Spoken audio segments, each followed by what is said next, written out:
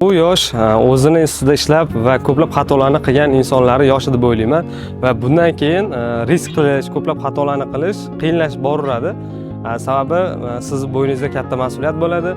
Men shu yoshgacha qilgan 5 ta xatoim haqida sizlarga aytib bermoqchiman va agar siz hali bu xatolar qilmagan bo'lsangiz, uni aylanib o'tishingiz va ko'proq natijaga erishishingiz mumkin bo'ladi. Qani bo'lmasam boshladik. Yoshligimda juda ko'p narsalarga qiziqqanman va juda ko'p narsada o'zimni sinab ko'rganman.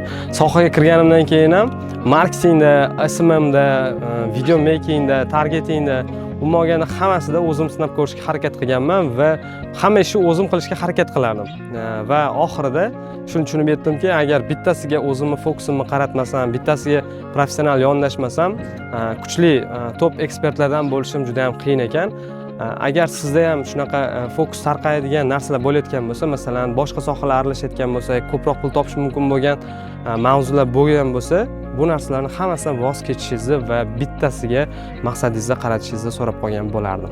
Bu biror bir loyiha oladigan bo'lsam, boshida yaxshi motivatsiya bilan ishlardim va natijalar ham zo'r bo'lardi. Lekin 2 oy o'tar o'tmasdan menda pasayish sezilardi. Sababi men doimiylikka emas, motivatsiya bilan ishlashga qiziqardim.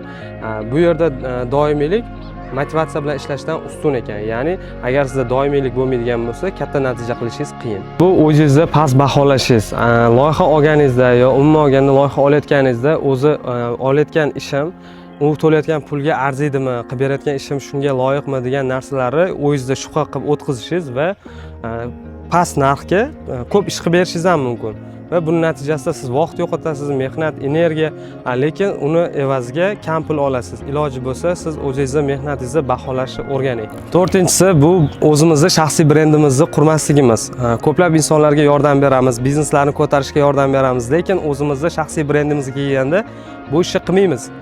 Shuni oqibatida bizda mijoz topishda qiyinchilik bo'lishi mumkin. Bizni qilayotgan ishlarimizni boshqalar ko'rmasligi mumkin.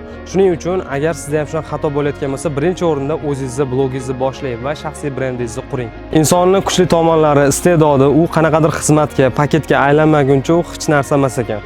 Masalan, siz video productionni zo'r bilasiz, lekin u qanaqadir xizmatga, tarifga o'tmagunicha u sizga shunchaki iste'dod bo'lib qolaveradi. Agar sizda ham o'zingizga yarasha iste'dodingiz bo'ladigan bo'lsa, uni xizmatga tezda aylantiring va uni orqasidan daromad qilishga harakat qiling. Aks holda bu sizda o'zingizda bo'lgan motivatsiyani yo'qolishiga olib keladi va tez orada o'sha iste'dod ham sekin-asta yo'qolib boradi.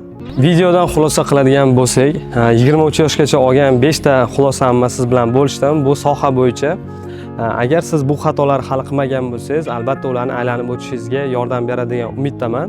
Keyingi videolarda ko'rishguncha o'zingiz ehtiyot qiling, sog' salomat bo'ling.